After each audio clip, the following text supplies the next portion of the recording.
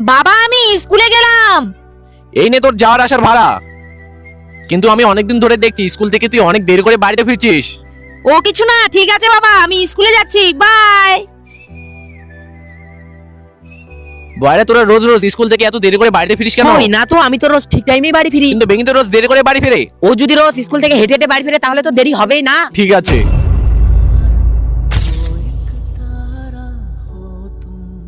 বেঙ্গি এখানে শোন তো। হ্যাঁ বাবা বলো। তোকে আমি রোজ ভাড়ার টাকা দেই, তবু তুই হেঁটে হেঁটে বাড়িতে আসিস কেন? বাবা টাকার জন্য তুমি আমাদের বাড়ির ছাদটা ঠিক করতে পারছো না, না যার জন্য বর্ষার দিনে অনেকগুলো জল ঢোকে। এই দেখো বাবা, আমি অনেকগুলো টাকা জমিয়েছি, এটা দিয়ে আমরা আমাদের বাড়ির ছাদটা ঠিক করে নেব। হে ভগবান, তার জন্য তুই হেঁটে হেঁটে যাস? আমি ঠিক করে নেবো, তোকে অত কষ্ট করতে হবে না, আমার লক্ষ্মী মেয়ে।